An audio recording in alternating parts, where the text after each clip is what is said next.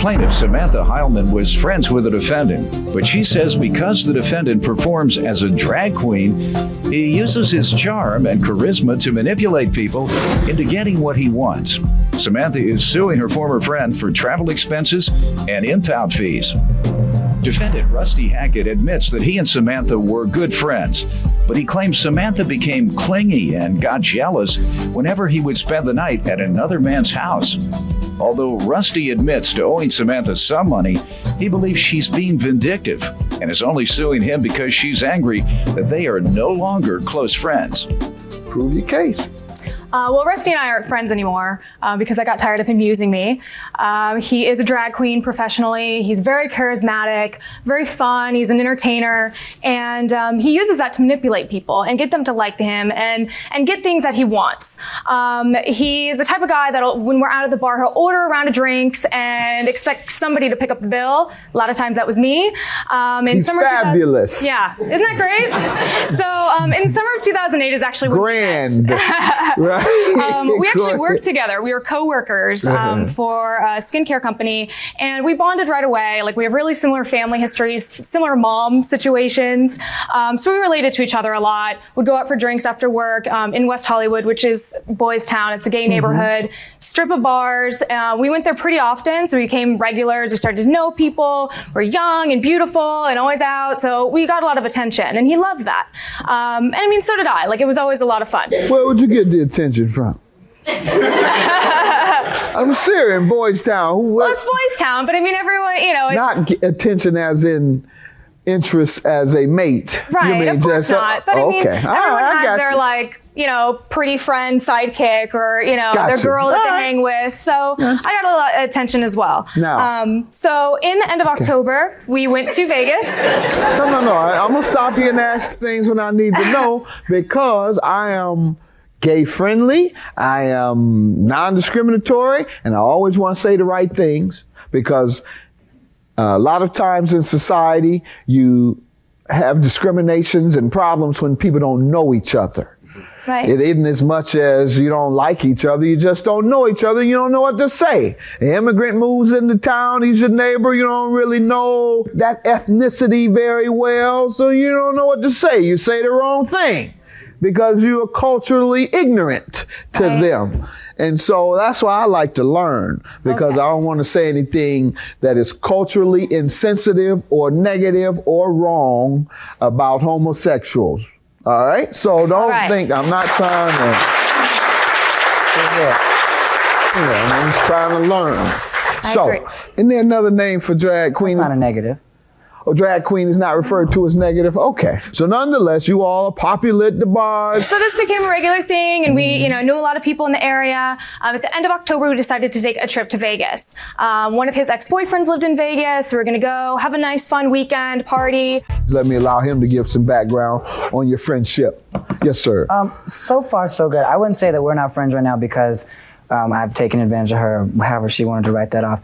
We became really, really close, and we were very popular in the streets and doing our thing. And we were like brother and sister, even introducing ourselves as brother and sister, saying we had the same mom and stuff like that.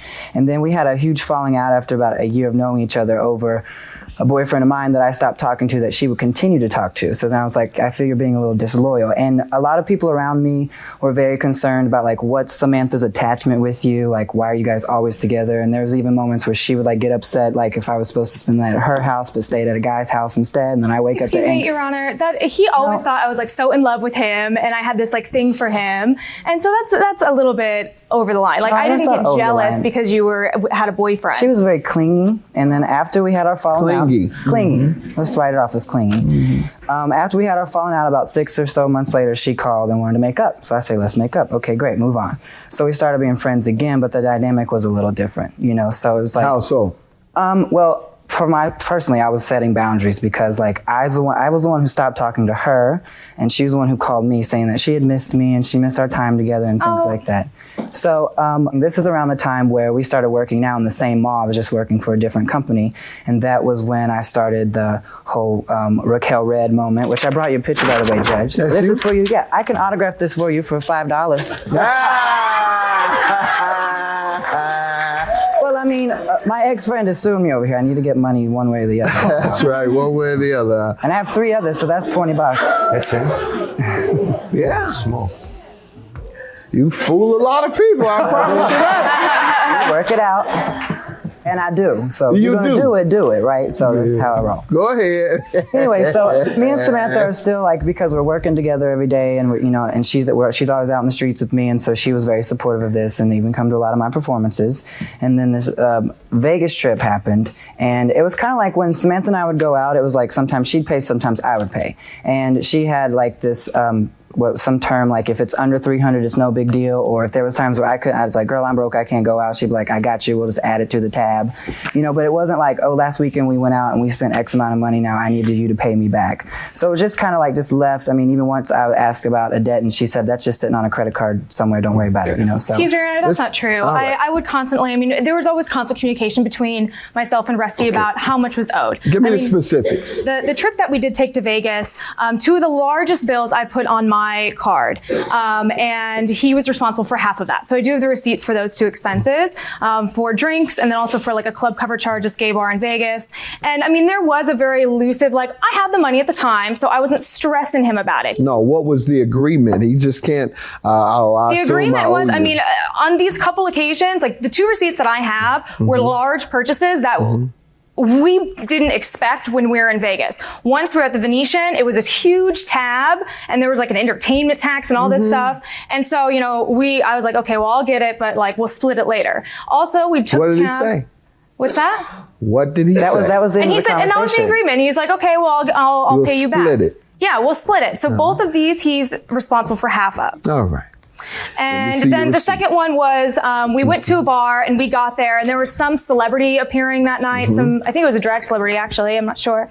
And so the cover charge was like $40 for each of us. So I took out $200 from the ATM, at which I gave half to him to get into the club, and then also for drinks that evening. And again, we agreed that we would split that later. When we got back from Vegas, it was very like, hey, I owe you some money from Vegas. And I was like, okay, well, pay when you get it. And you always would say like, well, I get paid this week or after I pay bills or whatever. Okay, see, this is what I disagree with, because in all these debts, like there's some, like I can't disagree completely with her, but it wasn't like when we got back from Vegas on Monday morning, there was like a conversation about like, we spent this much money, when can you pay me back? And like there was no verbal Excuse me, Your Honor, agreement. he is an adult. He knew how much. No, I'm not saying that I didn't know. Hold on. What now, ma'am? I had the receipts, and I told him there was a lot of expenses. She said, sir, that when it occurred, when the purchases were occurring, when the bar tab came, she said, okay, you're going to pay on this, or we're going to split this, right? And she says, you said, okay. So you might not know the exact amount at that time, particularly if you trust your friend. Right. You would just say, okay, fine, we'll split it. I'll get it to you later. That sounds reasonable. Like what I'm saying is that there was never a moment where it was like, okay, when can you pay me back, or her calling me constantly, so it was just kind of like left out. When did it occur? Like 2 years ago, I think. Please. You don't think that's enough time? Well, there's been a lot like with me and Samantha over the times, and there's been like financial situations for me that she's been very understanding and very forgiving of.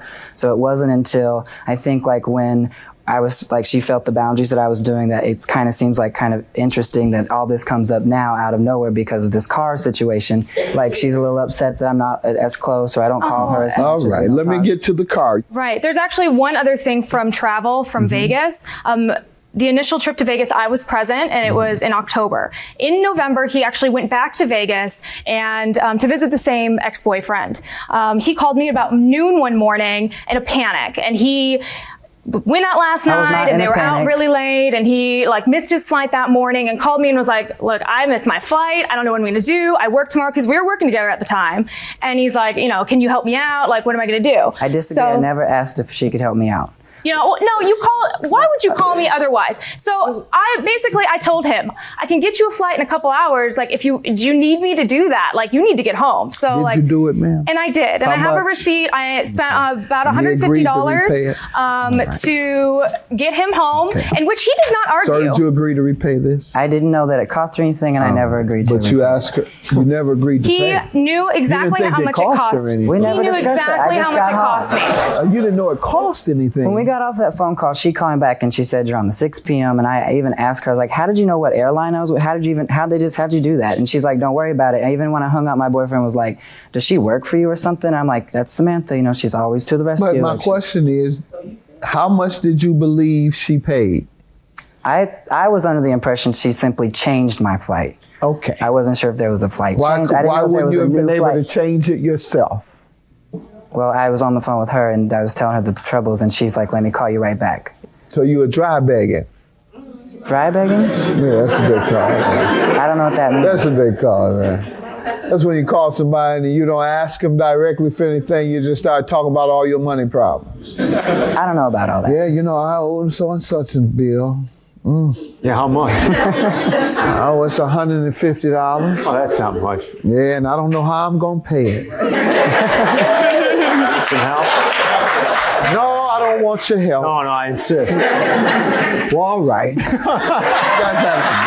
dry begging. All right, ma'am. So Get to the repossession. How did you owe you for repossession? So I actually had to go out of the country on 2 occasions. I was going to be out of the country for pretty much the entire month, and I needed someone to take care of my dogs. I was going to board my dogs, and he did agree to stay at my place, take care of my stuff. You know, he's like, you know what? No, that'll work out. Because she called and asked me to stay. I never gave him permission to drive my car. Okay. I never gave him permission to drive my car. How did he get your keys? I gave him, on the morning that I left for Mexico City, I was running late and I was like, look, Rusty, like I don't drive my car. And he knew I didn't drive my car. He knew about my insurance. I let him drive me to the airport, or I drove to the airport and I gave him the keys. He was not to drive my vehicle while I was out of town. He basically parked it on a street that I told him absolutely not to park on. There's only 2 places you can park my car. Not to drive the car. And it got towed basically. I got back from Mexico City and he was allowed to pick me up. So he comes up in drag at the airport and is like, I have to talk to you, like all full drag. You know, something happened, your car was towed. And this was on a Friday night, so I couldn't really do anything till Monday morning. I wasn't able to get the car back because I left the country once again. The only thing that I could have done at that time. So after returning, you left the country again before getting your car. Right, because I wasn't able to do anything till Monday morning. That Friday evening or that Saturday morning, I was actually going to Israel for 2 weeks. So you just came home for one day. I came home for a few hours. No, I came home for 5 days. This was the week prior. So I was home for 5 business days. I didn't. Were you in the same city for 5 days that your car was located in? I was. However, well, then you could have gotten it. What else, ma'am? 6 days a week. I was not able to. Your claim is dismissed unless you tell me right away and don't talk over me. How does he owe you for your car being repossessed? Was it repossessed by a finance company? No. Who was it repossessed by? It was towed. The car was towed. Okay, how much are the towing fees? The towing fees came to $392. Thank you. Then why do you want some $1,500? Because he told me that I will give you the money to get your car out of there. Give you $1,500? I could not get my vehicle out of the impound. You only needed $392. I did at that time, and he could not pay it to me. Then it stored in the vehicle, and it's a 30-day storage fee. At the time, on final fee. I didn't ask you at the time. $13.42. Pardon me? The final fee from everything was $13.42. For towing? For towing and my bank, since it was there for so long and I couldn't get it out, I called the bank. Your and I bank told them, did what? What does your bank have to do with it being? Because my car is being financed. So if you leave your car in the impound, the lender gets to know about it. How? So How do they get to know? I called and let them know that I was unable to get the car out. So you called them? Yes. All right, and then they repossessed it. Based on what you did. Yes, I told them I needed to get the car out. And so they repossessed it because you had a ticket. That's what they do? Sir, it wasn't that simple. It was I could not get my vehicle out. And then Why? I could not get it out because I was out of the country. Show me what it is you're talking about. Because I believe you only repossess cars when you don't pay. As of the time, my account was up to date. I called in a voluntary repossession because I needed my vehicle out. You called in a voluntary repossession. I needed Very good. You've misled me and your claim is dismissed for perjury. Have a good day.